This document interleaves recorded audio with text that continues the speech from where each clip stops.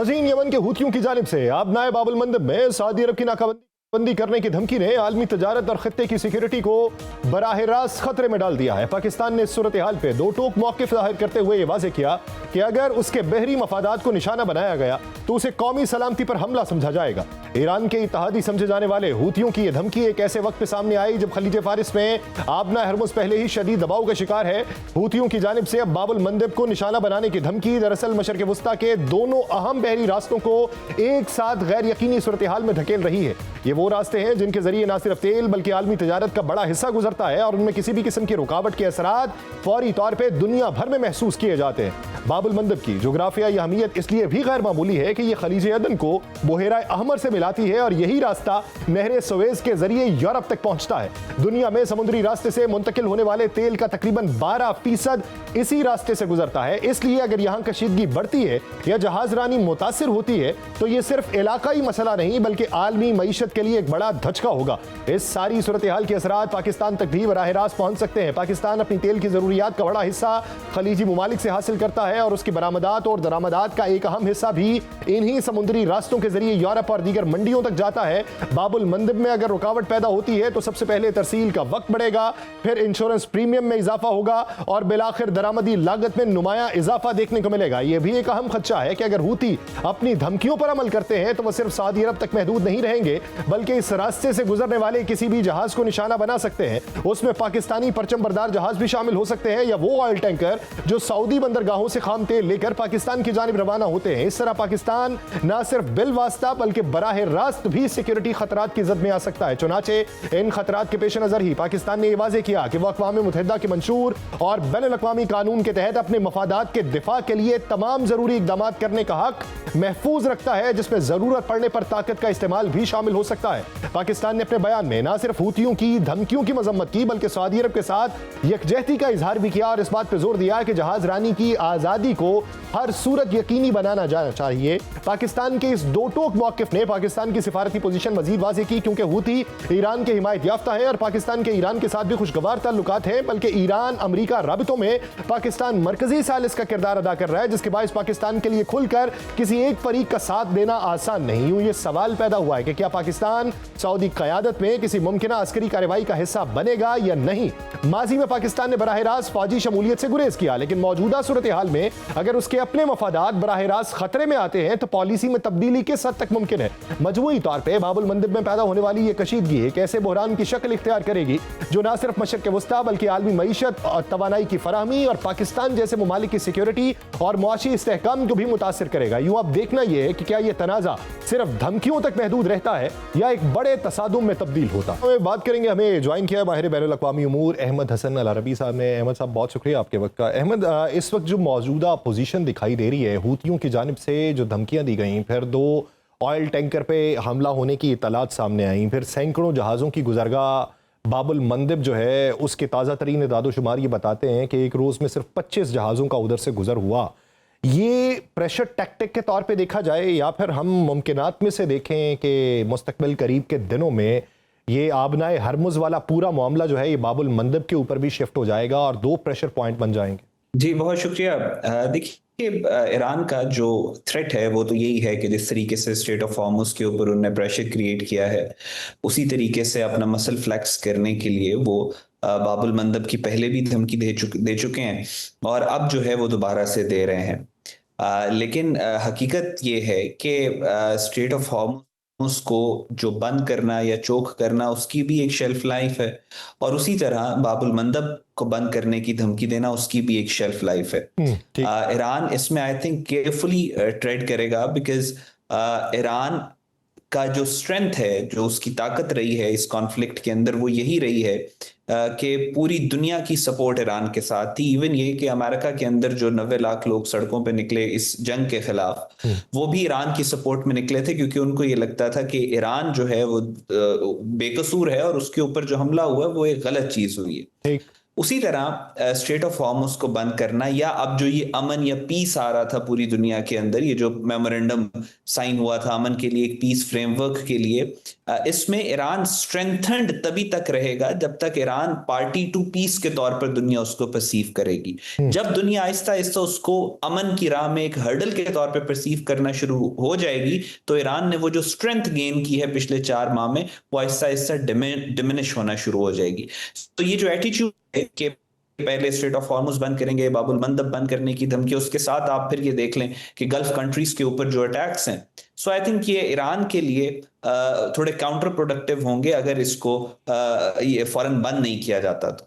अच्छा, आप बाबुल मंदब और आबनाए हरमुज के अंदर फर्क क्या देखते हैं? अभी अगर सऊदी ऑयल टैंकर्स के ऊपर हमले की बात हो तो हमारे मोफा की जानिब से उस पर मजम्मती बयान जारी हुआ, फिर यमनी हूतियों को भी इंतबा जारी किया गया कि अगर हमारे मफादात का टकराव हुआ और वो कहीं पे शेक हुए तो हम बैनुल अक़वामी कवानीन के तहत उसका जवाब देने का हक जो है महफूज रखते हैं। क्या वहाँ पर भी एक सिक्योरिटी जोन बनाने की बात होगी? क्या वहाँ से भी टॉल लेने की बात होगी? यानी पाकिस्तान उठे और वो कह देगी जी सऊदी अरब के मफादात का हम तहफ़्फ़ुज़ करते हैं, हम यहाँ पे सिक्योरिटी प्रोवाइड करेंगे, हम यहाँ से टॉल लेंगे। ये क्या ट्रेंड बनता चला जा रहा है दुनिया में और इसके नताइज कैसे भुगतना पड़ेंगे? जी देखिए, आई थिंक इसमें जो अगर हम स्ट्रेट ऑफ हॉर्मुज की सिर्फ अगर हम बात करें, तो स्ट्रेट ऑफ हॉर्मुज के कनेक्टेड है, ये एक आबी गुजरगाह जो है, ये कनेक्टेड है दुनिया की बाकी सी लाइंस ऑफ कम्युनिकेशन के साथ। यहाँ पे जो फैसला होगा, यहाँ पे जो स्ट्रक्चरल चेंजेस आएंगी, उसका इम्पैक्ट बाकी स्टेट्स के ऊपर, मलाकन स्टेट पे भी होगा, बाबुल मंदब पे भी होगा, डिफरेंट और स्टेट्स हैं वहां पे भी होगा। ठीक। तो इस वजह से मैं हमेशा से ये बात कह रहा हूं कि ईरान की जो मैक्सिमलिस्ट पोजीशन है स्ट्रेट ऑफ हॉर्मुज को लेके, वो आइसोलेशन के अंदर आप उसको इंप्लीमेंट नहीं कर सकते, बिकॉज उसके इंपैक्ट्स बाकी जगहों के ऊपर भी होने। और उसी तरह जिस तरह अमेरिका की भी पोजीशन रही है स्ट्रेट ऑफ हॉर्मुज को लेके, तो मैंने ये कहा था दोनों मैक्सिमलिस्टिक पोजीशंस है। उसी तरह जब आप बाबुल मंदब की बात करते हैं, अभी तो इस वक्त जो स्टेटस है वो ये है कि बाबुल मंदब को एज अ थ्रेट इस्तेमाल किया जा रहा है डिप्लोमेटिक टेबल के ऊपर अपनी स्पेस को इंक्रीज करने के लिए। उसके साथ साथ आप बाबुल मंदब को ब्लॉक करने को भी आइसोलेशन में नहीं देख सकते। जहां ब्लॉक करने की बात हो रही है, वहीं पे gulf country specially Saudi Arabia के ऊपर अटैक भी किए जा रहे हैं उसके साथ साथ। तो इन दोनों चीजों को साथ देखना है। आगे जाके फ्रेमवर्क क्या होगा, बाबुल मंदब की स्ट्रक्चरल चेंजेस उस पर क्या आएंगी, या क्या क्या वहां पे टूल लिया जाएगा, नहीं लिया जाएगा, ये काफी आगे की एक सेकेंडरी चीजें हैं फिलहाल और हाइपोथेटिकल है। फिलहाल जो सिचुएशन है वो ये है कि एज अ थ्रेट उसको इस्तेमाल किया जा रहा है। अब उसका हमने ये देखना है कि उसकी स्पेस कितनी है, उसका टाइम फ्रेम कितना है, उसकी विंडो कितनी है कि इसको एज अ थ्रेट इस्तेमाल किया जाए। अच्छा, इसके अंदर जो पाकिस्तान ने पोजीशन अपनाए हैं, अगर हम देखें तो एक तरफ सालिस हैं, मुज़ाकरातकार हैं जो सहूलत फराहम कर रहे हैं ईरान को, दूसरी तरफ हम देखें तो दूसरी तरफ हमारा डिफेंस पैक्ट है सऊदीया के साथ। इस पूरे इवेंट में देखें हमने गैर जानिबदार रहने का एक तासुर दिया है। अब मौजूदा सूरत हाल में हम एक कड़ी के साथ भी जुड़े हुए हैं सऊदीया के साथ मुआहदे के हवाले से। अगर यमनी हूतियों के वहाँ पर हमले हो रहे हैं, मोफा एक बयान दे रहा है, तो मुस्तकबिल करीब के अंदर पाकिस्तान ईरान को एतमाद में क्या लेगा, ईरान तक पैगामात क्या पहुँचाएगा? पाकिस्तान इस वक्त किस टाइट पोजीशन में है, पाकिस्तान के पास ऑप्शंस क्या हैं और मुज़ाकरात कारी के हवाले से मुस्तकबिल की पोजीशन क्या है? जी देखिए, पाकिस्तान का जो सऊदी अरेबिया के साथ एक रिलेशनशिप पाकिस्तान एंजॉय करता है, वो काफी यूनिक रिलेशनशिप है। एक स्पिरिचुअल बॉन्ड है पाकिस्तान का जो कि पूरी दुनिया के लिए वाज़ेह है। उसके साथ साथ एक पुराने पाकिस्तान बनने से पहले के पाकिस्तान के ताल्लुकात हैं सऊदी अरेबिया के साथ और ये सब। इसके साथ साथ पाकिस्तान में सबसे ज्यादा दुनिया में, अगर पाकिस्तान में जो एक्सपेट्रिएट्स हैं वो सऊदी अरेबिया में रहते हैं और वो डायरेक्टली इफेक्ट करते हैं। एक्सो एक्सपेट्रिएट का एक रिलेशन है पाकिस्तान के साथ, सऊदी अरेबिया के साथ, और डायरेक्टली इफेक्ट करता है पाकिस्तान को। उसके साथ साथ पाकिस्तान का स्ट्रेटेजिक डिफेंस एग्रीमेंट भी है सऊदी अरेबिया के साथ। लेकिन यहाँ पे we have to be very careful when we जब हम इसकी इंटरनल डायनामिक्स की बात करते हैं, क्योंकि पाकिस्तान का और इवन सऊदी अरेबिया का, दीगर गल्फ कंट्रीज का, पहले भी जब यूएस ने ईरान पे अटैक किया, उसके बाद ईरान ने जिस तरीके से गल्फ कंट्रीज के ऊपर अटैक्स किए हैं, तो एक बहुत वाइज रिस्ट्रेंट शो किया है पूरे अरब वर्ल्ड ने, स्पेशली सऊदी अरेबिया ने, क्योंकि लार्जर जो गेम एट प्ले है, जो दुश्मन की साजिश जिसको आम अल्फाज में आप कह सकते हैं, वो ये है कि मुस्लिम कंट्रीज को आपस में एक खाना जंगी, एक लंबी लॉन्ग ड्रॉन सिविल वॉर के अंदर धकेला जाए जहां पे मुमालिक आपस में जंग करते रहे, क्योंकि ऑडिट हीनॉन का ये कहना है कि जब ये होगा तो तभी स्पेस क्रिएट होगी ग्रेटर इसराइल के लिए। पाकिस्तान ने पहले भी, जब ये जंग शुरू हुई तब भी पाकिस्तान ने ईरान और सऊदी अरेबिया के दरमियान में गारंटर के तौर पे गारंटर का किरदार अदा किया ताकि ये जंग ना हो। और अभी भी चाहे सऊदी अरेबिया हो या दीगर गल्फ कंट्रीज हो, पाकिस्तान जो बात हम ये करते हैं कि defence of Saudi Arabia will be defence of Pakistan, इसका मतलब ये है कि हमने दुश्मन की साजिश को कामयाब नहीं होने देना। इस वक्त सऊदी अरेबिया का बेस्ट डिफेंस या अरब कंट्रीज का या मुस्लिम वर्ल्ड का बेस्ट डिफेंस यही है कि ये जो सिविल वॉर कराने की साजिश की जा रही है, मुसलमानों को आपस में लड़वाने की साजिश की जा रही है, किसी तरीके से इसको रोका जाए। इस बारे में सऊदीया को भी क्लैरिटी है, कतर को भी क्लैरिटी है, दीगर अरब ममालिक को भी क्लैरिटी है और उसी हिसाब से पाकिस्तान को भी क्लैरिटी है। और इस ज़मन में आप क्या समझते हैं कि ईरान को किस हद तक क्लैरिटी है, और ये जो अभी हूती एक्टिव हुए हैं तो इसके पसे पर्दा ईरान की किस हद तक डिक्टेशन है? जी देखिए, बात यह है कि इरानियंस जो हैं उनकी कुछ चीज़ें थ्रू आउट द कॉन्फ्लिक्ट, मैं आपके साथ भी प्रोग्राम्स में और बाकी जगहों के ऊपर भी I have been very vocal. एक तो स्ट्रेट ऑफ हॉर्मुज को ब्लॉक करना, उसमें मैं पहले भी ये बात कर चुका हूं कि उसका जितना नुकसान ईरान के दुश्मनों को हुआ है उससे ज्यादा नुकसान ईरान के दोस्तों को हुआ है। पूरी दुनिया के अंदर जब ऑयल महंगा होता है तो उससे गरीब सफर करता है। ऑस्ट्रेलिया तक जो है वो ऑयल महंगे स्ट्रेट ऑफ हॉर्मुज के बंद होने के इम्पैक्ट जो हैं वो फील किए गए हैं। और जाहिर है जब ये बात एक हद से ज्यादा निकलेगी कि स्ट्रेट ऑफ हॉर्मुज कौन बंद कर रहा है तो उसका इंपैक्ट तो होगा ईरान की परसेप्शन डोमेन के अंदर। फिर उसके साथ साथ अरब कंट्रीज जो कि पोटेंशियल एलाइज हैं ईरान के, यानी ये वो अरब कंट्रीज हैं जिनके ऊपर कब्जा करके नक्शे, जो प्लान्ड कब्जा करना है इसराइल ने, उसने नक्शे इशू किए हैं ग्रेटर इसराइल के नाम से। ये तमाम अरब कंट्रीज इसराइल को अपना दुश्मन समझते हैं, लेकिन उसके बावजूद जब से ये दोबारा पीस के बाद, सीज फायर के बाद से अभी दोबारा जब ईरान और यूएस के अटैक शुरू हुए हैं तो ईरान ने इसराइल के ऊपर कोई अटैक नहीं किया। अटैक सारे के सारे जो है वो अरब कंट्रीज की तरफ है। इसराइल का सबसे बड़ा एलाय, किसी भी अरब मुल्क से बड़ा एलाय इसराइल का इंडिया है, लेकिन ईरान ने ना इंडिया के ऊपर भी कोई इस तरह का एग्रेशन नहीं दिखाया और चाबहार पोर्ट वाला मामला भी उसी तरीके से बड़ा स्मूथली चल रहा है। इवन इरानियंस तारीफ भी बहुत करते हैं इंडियंस की। सो इस सारी सिचुएशन के अंदर जो ये अरब कंट्रीज के ऊपर अटैक हो रहे हैं, नोइंगली और अननोइंगली, इंटेंशनली और अनइंटेंशनली, ये एग्जैक्टली वही गेम प्लान है जो इसराइल करना चाहता था। अब यहां पे वाइज लीडरशिप यही कहेगी कि दुश्मन की चाल को कामयाब ना होने दिया जाए, लेकिन ईरान की तरफ से इस तरह के जो अटैक्स हो रहे हैं वो एक बहुत बड़ा क्वेश्चन मार्क है। अच्छा, मेरा एक आखिरी सवाल, आबनाए हरमुज को अगर देखें तो ईरान ये कहता है कि हमारी मर्जी कि हम जिसको गुजरने दें, हमारी मर्जी हम जिसको रोकें, या हमारे खिलाफ जो दूसरों की मदद कर रहा है हम उनके जहाज गुजरने नहीं देंगे। बाबुल मंदब को अगर देखें तो बाबुल मंदब के अंदर सिर्फ और सिर्फ सऊदी जहाज़ों के गुजरने के हवाले से इंतबा जारी किया गया है यमनी हूतियों की जानिब से।